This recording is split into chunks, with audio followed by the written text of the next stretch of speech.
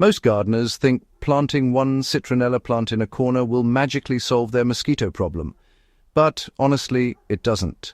I've seen patios packed with so-called mosquito plants where people still get eaten alive because the real issue wasn't addressed. The mistake isn't choosing the wrong plant, it's misunderstanding how these plants actually work and how to position them effectively. Mosquito-repelling plants are not force fields. They release volatile oils that have localized effects, and unless you plant them strategically and in density, they won't do much. You need concentration and placement, not just variety. Before we get into specific plants, understand this. Scent concentration matters. One plant at the edge of your yard won't protect your seating area. I've tested this in both backyard soil beds and raised beds around patios. What works is clustering. Think in terms of 3 to 5 plants forming a perimeter around where people sit. Also, air movement changes everything. In still, humid air, aromatic plants perform better.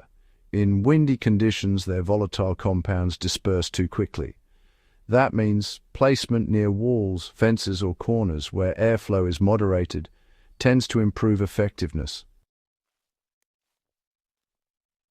Let's start with the one people always talk about. Citronella geranium is often marketed as the mosquito plant. The truth is, it only works if you brush against it or crush the leaves to release the oils. In my experience, planting citronella geraniums in containers around seating areas works best because you can move them and position them tightly around activity zones. In raised beds, I plant them about 12 to 18 inches apart to create a dense aromatic patch. But I never rely on them alone. Think of them as part of a layered system. Lemongrass is stronger and far more reliable. If you want real citronella content, grow lemongrass. It contains higher concentrations of the compounds mosquitoes dislike. I plant lemongrass in large containers, at least 5 gallons, because it grows aggressively and forms thick clumps. Around patios, I use 3 large pots spaced evenly to create a triangular perimeter. In warm climates, it thrives in ground, spaced about 2 feet apart. In hydroponics, lemongrass can grow, but it demands strong support and moderate nutrient levels around 1.6 to 2.0 EC. It won't eliminate mosquitoes completely, but I've consistently noticed fewer bites when sitting near dense lemongrass plantings. Basil does more than flavor your food. Basil, especially varieties like lemon basil and cinnamon basil, produces these aromatic oils that help deter mosquitoes. But again, density matters. A single basil plant won't do much. I plant basil 8 to 10 inches apart in clusters near garden entrances and seating spaces. One important detail: basil releases more scent when regularly harvested. Frequent trimming encourages branching and increases leaf surface area, which, really boosts aroma.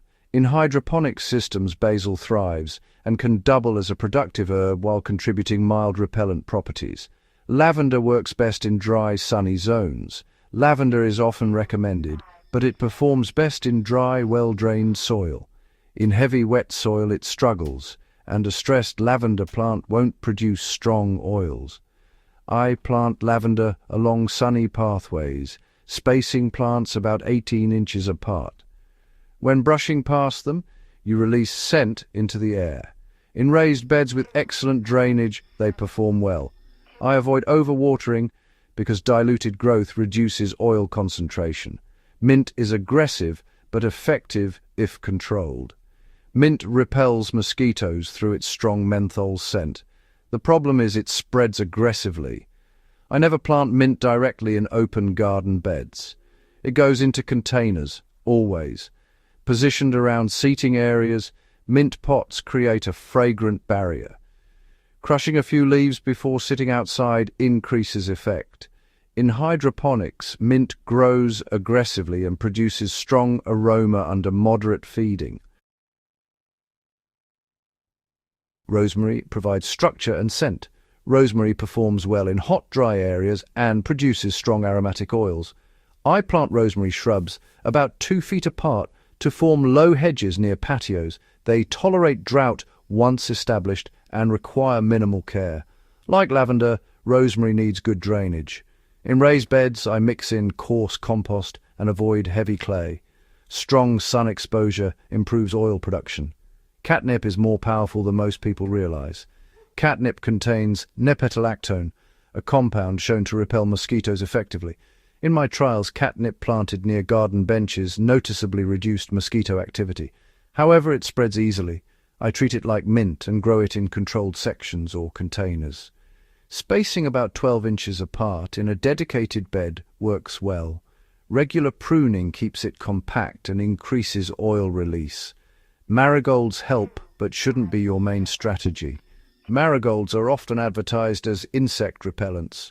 They do release compounds that deter certain pests, but their effect on mosquitoes is moderate at best. I use marigolds as supporting plants interplanted with vegetables. Spacing them 8 inches apart creates a dense border. They're useful, but they are not a primary defense. Scented geraniums diversify protection. Beyond citronella types, other scented geraniums like rose-scented varieties add aromatic layers. Mixing several aromatic species increases the diversity of volatile compounds in the air. In my patio beds, I combine citronella, geranium, basil, and lavender to create a layered scent zone rather than relying on a single species. Garlic and chives provide subtle deterrents. Alliums like garlic and chives emit sulfur compounds that can deter insects. While they won't create a mosquito-free zone, planting chives along pathways adds another layer of mild protection. I space chives about 6 inches apart in tight clusters. They're low maintenance and double as edible crops. The real secret is stacking plants strategically. Here's what actually works in practice. Around a 10 by 10 foot patio, I position 3 large lemongrass containers evenly spaced. Between them, I place pots of basil and mint. Along the border, I plant lavender and rosemary in ground where drainage is good. This creates a multi-layer aromatic barrier. No, it doesn't eliminate every mosquito, but it reduces activity enough that evenings are noticeably more comfortable without chemical sprays. Also removes standing water. No plant will compensate for breeding grounds nearby. I keep gutters clean, empty trays, and avoid water accumulation under pots. That's non-negotiable. Hydroponic growers shouldn't ignore repellent plants. Even if you grow primarily in hydroponics, you likely have an outdoor area or greenhouse. Basil, mint, and lemongrass grow well in hydro systems and can be positioned around entrances or vents. Just remember that enclosed greenhouses may trap scent more effectively, which can slightly enhance repellent effects. However, airflow is still important for plant health. Don't expect miracles, build systems. The biggest mistake gardeners make is expecting one plant to solve a mosquito problem. Repellent plants are part of a broader strategy. Density, placement, airflow, and eliminating standing water all matter. In my experience, combining at least 4 or 5 aromatic species around seating areas provides noticeably better results than relying on one heavily marketed plant. Serious gardeners understand this is about design, not decoration.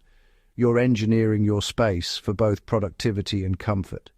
If you apply these principles, clustered planting, strategic placement, and layered scent, you'll spend less time swatting and more time enjoying the food you grow. If this kind of practical, experience-based advice helps you build a smarter garden, subscribe to the channel and share this video with another grower who's tired of battling mosquitoes. Growing better food isn't just about harvest size. It's about creating a space where you can actually enjoy the work you've put in.